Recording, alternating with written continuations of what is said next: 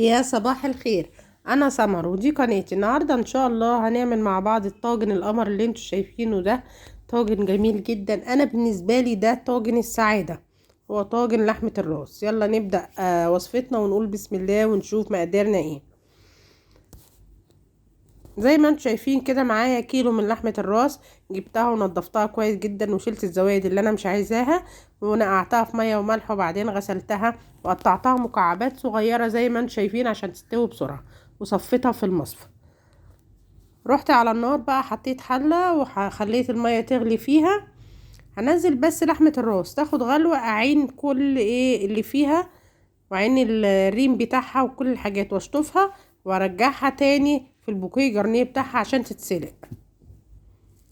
يا دوبك تغلي وهطفي عليها.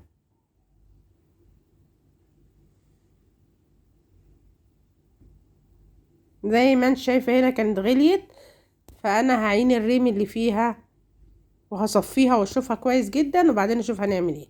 جبت هنا ميه تاني على النار غليتها، هنزل بالبوكيه كارنيه كده بتاعها، وهو اهم حاجه في لحمه الراس هيخلي طعمها جميل جدا. معايا طماطميتين مقطعاهم شرايح زي ما انتم شايفين، ومعايا كمان جزرايه مقطعاها حلق كده زي ما انتم شايفين، وبصلايه. مش اكتر من كده، البوكيه كارنيه هو ده بس. وهنزل بلحمه الراس بعد كده عليهم. طبعا الميه بتغلي اهي زي ما انتم شايفين، نزلت بلحمه الراس.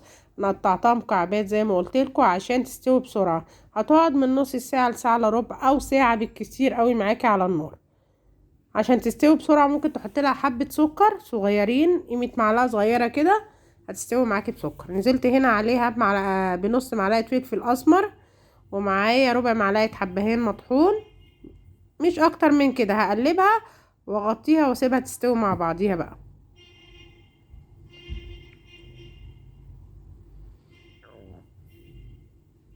غطيتها كده واسيبها لغايه ما تستوي خالص بعدين نشوفها مع بعض. كانت قعدت معايا هنا ساعه كده، كانت استوت لحمه الراس خالص زي ما انتم شايفينها. بصوا الشوربه بتاعتها شكلها شهي جدا، تفتح النفس بصراحه، ولا عايزه اقول لكم ريحتها. وجبت معايا صينيه كده حطيتها على النار، وهنزل فيها ب3 معالق من الزيت، وهنزل عليهم كمان ب4 بصلات كبار قطعتهم مكعبات صغيره كده. طاجن لحمه الراس بيحتاج بصل كتير يا جماعه. نزلت بيها كده زي ما انتم شايفين. هشوح البصلة شوية معايا، يا دوبك تاخد تشويحة بس كده. وهنزل عليها بقرن فلفل حامي مقطعاه صغير. عايزة تستبدليه برومي مفيش مشاكل، بس الحامي حلو جدا هيخليه سبايسي وطعم الطاجن هيبقى جميل جدا. وهقلب برضو الفلفل مع البصل شوية كده. وهنزل بمعلقة توم مهروسة كبيرة، هيديها نكهة حلوة قوي برضو. وعصرت 5 طماطميات كده، هنزل بيهم على البصل والفلفل. وهقلب بقى.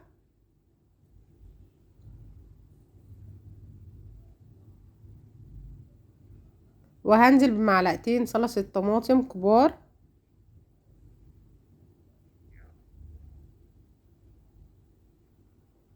عشان يخلوا لون الطماطم حلو احمر كده ويدي طعم حلو للطاجن. اقلب برضو الصلصة مع الطماطم لغاية ما يمتزجوا خالص. وهننزل بقى بالملح والفلفل الاسمر والبهار. نزلت بنص معلقة فلفل اسمر. البهارات دي حسب رغبتك انتي، البهارات اللي انتي حابة تحطيها حطيها. اقلب كويس جدا ونغطي عليها لغاية ما تتسبك، وبعد كده نشوفها مع بعض. بعد ما اتسبكت بقى هبدأ ازودها شوية من شوربة ايه، لحمة الراس. بصوا هنزل بالشوربة كده عليها بكبشتين شوربة كده او 3 يغلوا. وبعد ما يغلوا نعمل ايه، ننزل بايه، بلحمة الراس كده زي ما انتم شايفينها. هنزل بكل البوكيه جرنيه بتاعها، بالبصل بالطماطم بالجزر، هيديها طعم حلو جدا وتست حلوة قوي.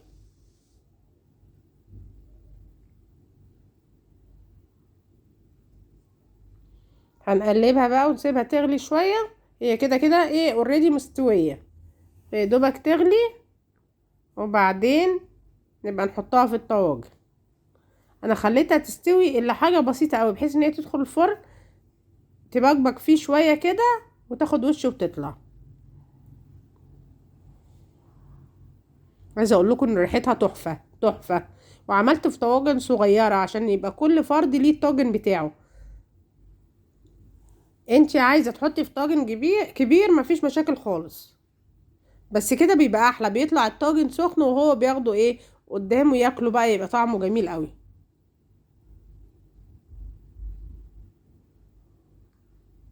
كده انا كملت الطواجن كلها. هدخلها الفرن تقعد من نص ساعة لساعة الا ربع لغاية ما يبقبق مع بعضه، وبعدين نولع عليه الشواية ياخد وش زي ما انتم شايفين. طلع الطاجن شكله شهي جدا حاجة كده، ولا عايزة اقول لكم الريحة والطعم جميلة جميلة جميلة بصراحة. الطواجن اتنسفت ساعتها، يعني زي ما انتم شايفينه كده جميلة حاجة فاخر من الاخر زي ما بيقولوا. بصوا زبدة، لحمة الراس زبدة فيها، ولا شكله شهي جدا وبألف هنا. والسلام عليكم ورحمة الله وبركاته.